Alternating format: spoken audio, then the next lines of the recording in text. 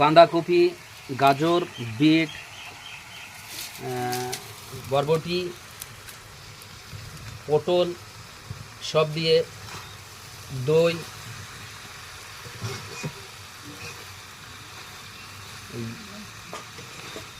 গোলমরিচ, আদা, ধনেবাটা, তারপরে ছোলা, বিভিন্ন কিছু দিয়ে একটি রেসিপি তৈরি করছি ডাক্তার জাহাঙ্গীর কবিরের লাইফস্টাইলে। ডাক্তার জাহাঙ্গীর কবিরের লাইফস্টাইলে একটা রেসিপি তৈরি করছি, খুব সুস্বাদু রেসিপি।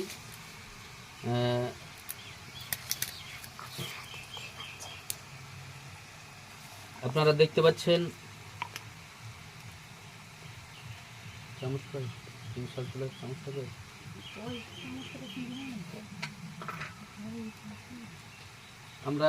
আমরা দিচ্ছি হিমালয়া পিঙ্ক সল্ট,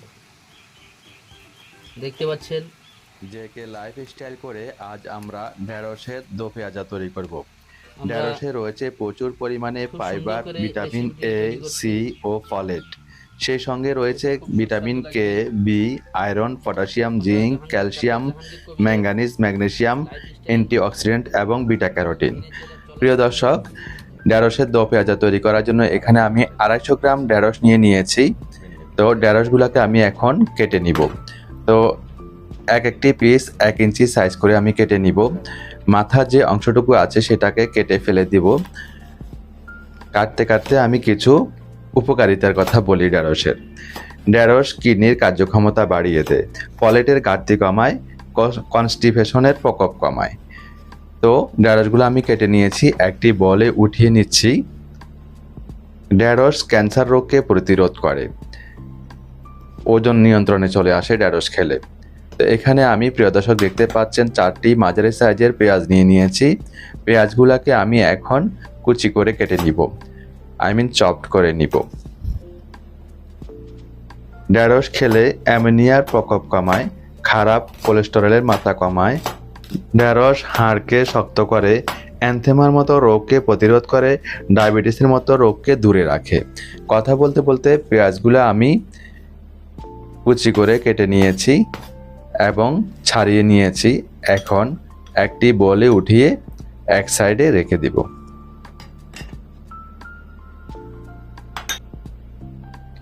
এখানে আমি আরও 4টি পেঁয়াজ নিয়েছি। 2টি স্টেপে আজকে পেঁয়াজটা আমি ব্যবহার করব দো পেঁয়াজাতে। তো এই 4টি পেঁয়াজও মাঝারি সাইজের পেঁয়াজ। একটি পেঁয়াজকে আমি 4 ভাগ করে কেটে নিব এবং পেঁয়াজের যে পাপড়িগুলো আছে এটাকে ছাড়িয়ে নিব।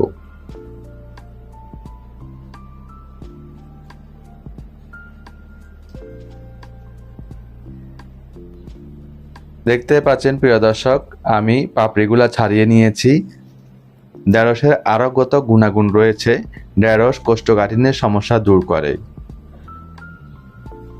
ঢেঁড়স রক্তের শর্করা নিয়ন্ত্রণ রাখে। তো পেঁয়াজের পাপড়িগুলো একটি বলে উঠিয়ে এক সাইডে রেখে দিলাম। এরপর এখানে 5টি রসুনের কোষ নিয়েছি, দেখতে পাচ্ছেন, এবং রসুনের কোষগুলোকে আমি একেবারে মিহি কুচি করে নিব। প্রথমে ছুরির সাহায্যে আমি থেতো করে নিব। থেতো করে নিয়ে তারপর মিহি কুচি করে নিব। ঢেঁড়স উচ্চ আঁশযুক্ত এবং অত্যাবশ্যকীয় পুষ্টি উপাদান রয়েছে ঢেঁড়সে। উচ্চ আঁশযুক্ত সবজি হওয়ায় ঢেঁড়স কোষ্ঠকাঠিন্য কমায়। ঢেঁড়স খেলে রক্তে শর্করার পরিমাণ কমে যায়। তো রসুনগুলো আমি কেটে নিয়ে একটি বলে উঠিয়ে এক সাইডে রেখে দিচ্ছি। এরপর এখানে আমি 8টি ছোট সাইজের কাঁচামরিচ নিয়েছি। 4টি সবুজ, 4টি লাল। কাঁচামরিচগুলোকে আমি একেবারে ফালি করব না, অর্ধেকটা ফালি করব, যাতে জাল এবং ফ্লেভার দুটোই ছড়ায়। একটি বলে উঠিয়ে এক সাইডে রেখে দিলাম। দেখতে পাচ্ছেন আমি এখানে বেশ বড় সাইজের গোল আকৃতির একটা টমেটো নিয়েছি, যেটা একটু টক প্রকৃতির হয়। মাঝখান থেকে ফালি করে নিব প্রথমে। এরপর যে ফোমের মতো অংশটা আছে, যে বোটার যে অংশটা, সেটাকে 2 সাইড দিয়ে কেটে ফেলে দিব।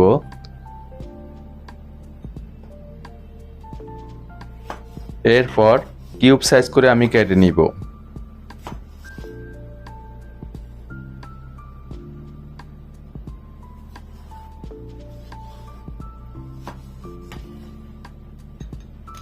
একটি বলে উঠিয়ে রেখে দিলাম।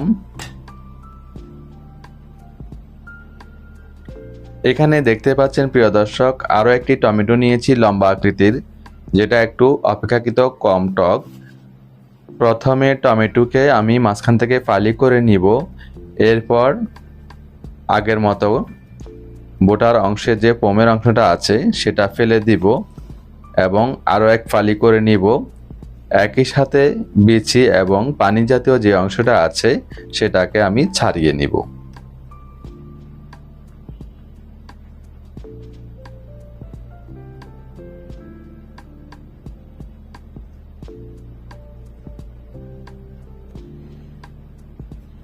এরপর এক একটি ফালিকে আমি 3টি করে লম্বা আকৃতির করে কেটে নিব।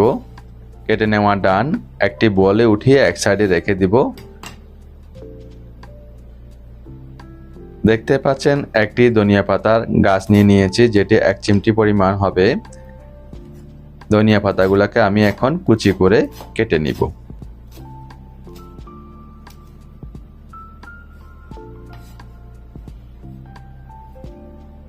একটি বলে উঠিয়ে এক সাইডে রেখে দিচ্ছি।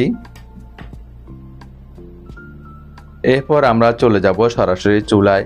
চুলায় একটা কড়াই বসিয়ে তাতে আমি 2 চা চামচ পরিমাণ কাঠের গানিতে বাঙানো সরিষার তেল দিয়ে দিয়েছি। তেলটা গরম হলেই আমি এখানে অ্যাড করে দিব 5 ফোড়ন, হাফ চা চামচ।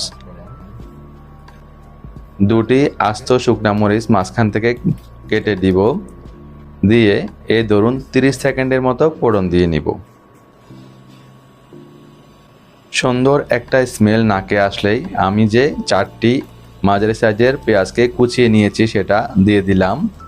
5টি রসুনের কোষ কুচিয়ে নিয়েছিলাম সেটাও অ্যাড করে দিলাম। দিয়ে নেড়ে চেড়ে কিছুক্ষণ ফ্রাই করে নিব। চুলার ফ্লেম লো টু মিডিয়াম ফ্লেমে আছে। 1 চা চামচ পরিমাণ লবণ অ্যাড করে দিলাম, হিমালয়ান পিঙ্ক সল্ট। লবণটা দিলে পেঁয়াজগুলা দ্রুত নরম হয়ে যাবে। এখানে পেঁয়াজগুলোকে ব্রাউন করে ভাজা যাবে না, নরম করে ভেজে নিব আমরা।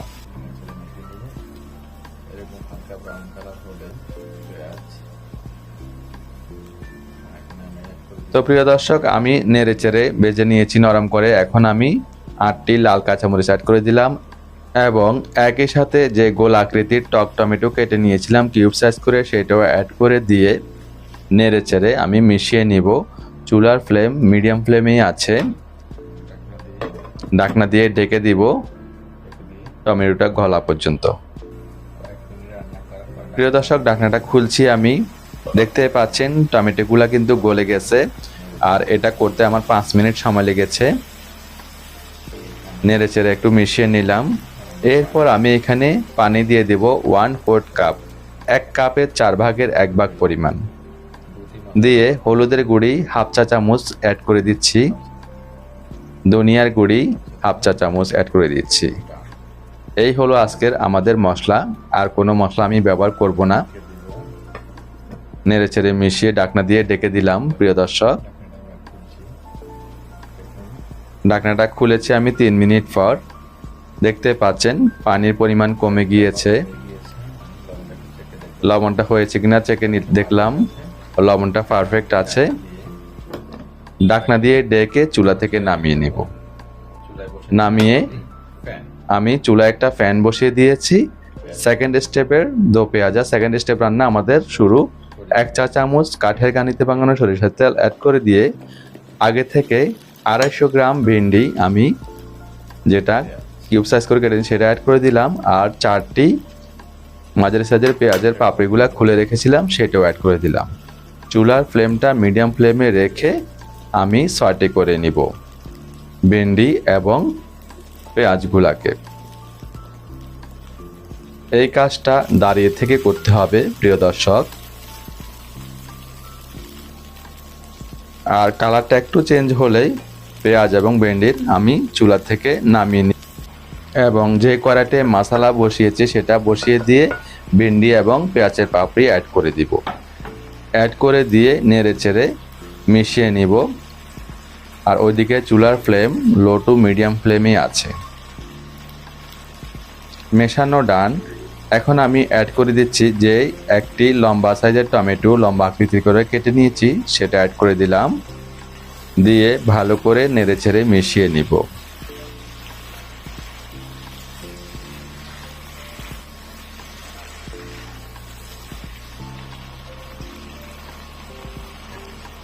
একটি ঢাকনা দিয়ে ঢেকে দিব।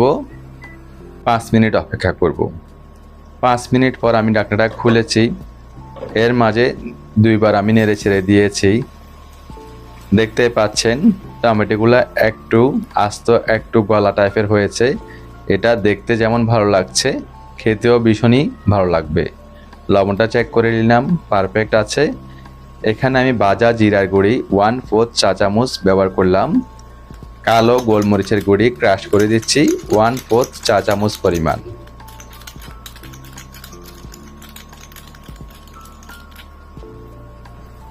নেড়ে চেড়ে মিশিয়ে নিব যাতে ভাজা জিরার গুঁড়ি এবং কালো গোলমরিচের গুঁড়ি মশলা এবং ভিন্ডির সাথে মিশে যায়, সেদিকে লক্ষ্য রেখে। রান্নার শেষে যে দুটি উপকরণ আমি ব্যবহার করেছি, ভাজা জিরার গুঁড়ি এবং কালো গোলমরিচের গুঁড়ি, এগুলা স্কিপ করবেন না, ব্যবহার করার চেষ্টা করবেন। ঢাকনা দিয়ে ডেকে 2 মিনিট অপেক্ষা করব আমি। 2 মিনিট পর আমি ঢাকনাটা খুলছি। দেখুন প্রিয় দর্শক, আমাদের ঢেঁড়সের দো পেঁয়াজা একেবারেই শেষের দিকে। নেড়ে ছেড়ে মিশিয়ে নিচ্ছি, উল্টে পাল্টে নিচ্ছি আমি। বলতে পারেন এখানে তেল অনেক বেশি না, এখানে কোনোভাবে তেল বেশি নয়, মাত্র আমি 3 চা চামচ তেল ব্যবহার করেছি। দেখুন খুব ভালোভাবে ঢেঁড়সগুলো সিদ্ধ হয়ে গিয়েছে। নেড়ে চেড়ে আরও একবার মিশিয়ে নিচ্ছি এবং উপর থেকে ধনিয়া পাতা কুচি অ্যাড করে দিচ্ছি আমি। ভালো করে নেড়ে ছেড়ে মিশিয়ে নেব যাতে ধনিয়া পাতাগুলো ভেন্ডির সাথে মিশে যায় এবং মশলার সাথে মিশে যায়। তো প্রিয় দর্শক, রান্নাটা আমাদের একেবারেই ডান। এখন আমরা চুলার ফ্লেমটা বন্ধ করে সরাসরি চুলা থেকে আমি একটি ডিশে উঠিয়ে নিব।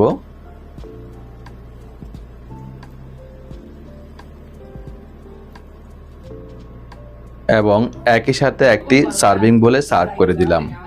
দেখুন প্রিয় দর্শক, এটা দেখতে যতটা লোভনীয় লাগছে, খেতেও ভীষণই সুস্বাদু। অবশ্যই বাসায় ট্রাই করবেন, আর ট্রাই করে কমেন্টস করে জানাতে ভুলবেন না কেমন হয়েছে। রেসিপিটি ফ্রেন্ডস অ্যান্ড ফ্যামিলির সাথে শেয়ার করে দেওয়ার অনুরোধ করছি। অসাধারণ একটি রেসিপি।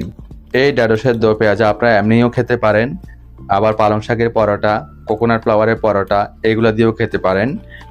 এই রেসিপিগুলো আমার চ্যানেলে দেওয়া আছে, ডিসক্রিপশনে আমি লিঙ্ক দিয়ে দিব, চাইলে আপনারা দেখে নিতে পারেন।